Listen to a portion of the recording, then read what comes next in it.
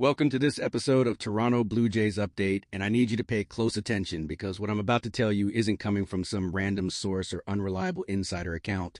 This is legitimate reporting that should have every single Blue Jays fan asking serious questions about where this franchise is headed. Bo Bichette, the player we've watched develop into one of the faces of this organization, is reportedly showing genuine interest in the Philadelphia Phillies.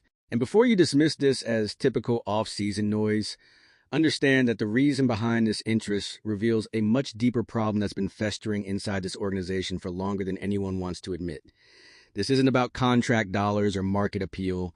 This is about trust, relationships, and a front office decision that's now coming back to haunt them in the worst possible way. Stick with me through this entire episode because by the time we're done, you're going to see exactly how Toronto created this mess themselves. Bob Nightingale from USA Today reported that Bichette's interest in Philadelphia gained serious traction after the Phillies hired Don Mattingly as their bench coach.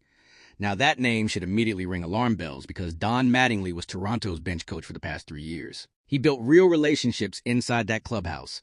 He was the steady voice players turned to when things got rough. He had the credibility, the resume, and the respect to hold that locker room together during difficult stretches. And Toronto let him walk. They decided that connection wasn't worth keeping, that his presence was expendable, that they could replace what he brought to the table. And now Philadelphia has him, and suddenly they're not just another team. They're a destination with someone Bichette trusts, someone who knows how to reach him, someone who represents stability in a league that constantly changes.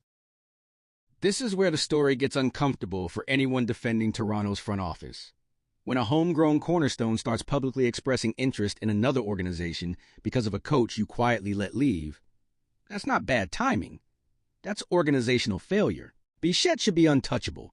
He should be the guy you build around for the next decade. He represents everything this franchise claims to value about developing talent and creating a winning culture. But instead of treating him like the foundation he should be, Toronto has always kept him at arm's length. He's important, but never quite irreplaceable. Valued, but not foundational. And players absolutely feel that energy every single day. When your organization doesn't fight to keep the people you trust, when there's no aggressive extension talks happening, when the public messaging suggests you're just another asset that could be moved if the price is right, doubt creeps in. And once that doubt takes root, reversing it becomes nearly impossible. Think about what Mattingly represented beyond just his coaching duties. He wasn't just analyzing swings or positioning defenders. He was the bridge between management's expectations and the players' daily reality. He had decades of major league experience, a championship pedigree, and the kind of presence that stabilizes an entire clubhouse when pressure mounts.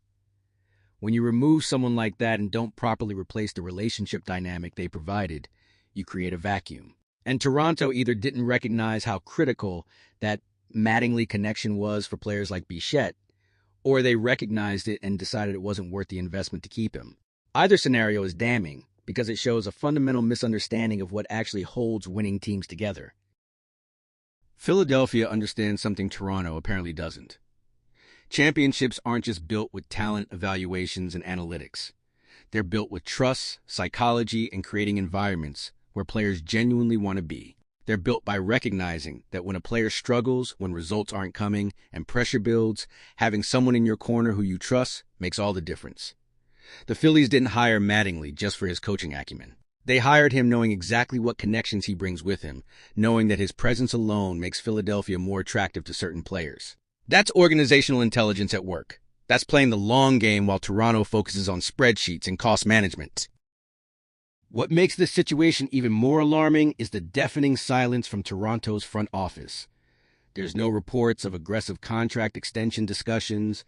There's no strong public statement declaring Bichette as the cornerstone we're building around. There's no messaging that screams this player is ours, and we're doing whatever it takes to keep him here long term. And in today's baseball landscape, where perception matters as much as reality, that silence communicates volumes to everyone watching. Other teams take notice, agents compare notes, players talk to each other. When word spreads that an organization isn't willing to go all in for someone, the offers start materializing and conversations begin happening behind closed doors that the front office doesn't control anymore. The consequences of losing Bichette extend far beyond just replacing offensive production. Toronto loses credibility with future free agents who'll question whether this organization actually values loyalty and homegrown development. They lose internal morale because other players will wonder if they're next to be quietly shopped or allowed to walk. They lose the narrative that they're building something sustainable, worth believing in, and they hand Philadelphia a massive competitive advantage because the moment Bichette makes it clear he prefers them as a destination, Toronto's negotiating leverage collapses completely. You cannot negotiate from strength when everyone in baseball knows your star player wants out. Here's what makes this entire situation so frustrating.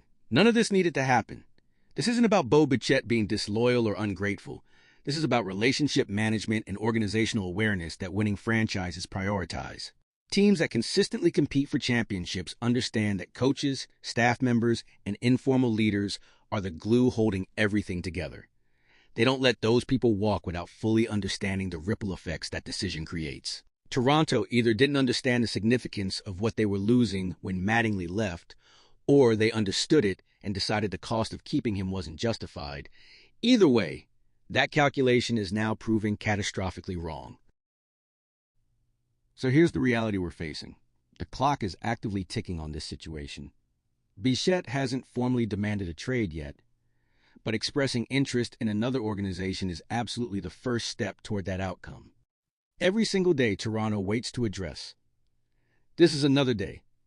Philadelphia gets to sell their vision, to show him what playing in an environment where he's genuinely valued looks like, to leverage the Mattingly connection into something more concrete. The window to fix this is closing rapidly, and the longer Toronto remains passive, the harder reversing this becomes. What happens over the next few months will define this franchise's trajectory for years to come. Drop your thoughts in the comments, because this conversation matters. Hit subscribe, and let's keep building this community together. This is Toronto Blue Jays Update, and we'll see you in the next one.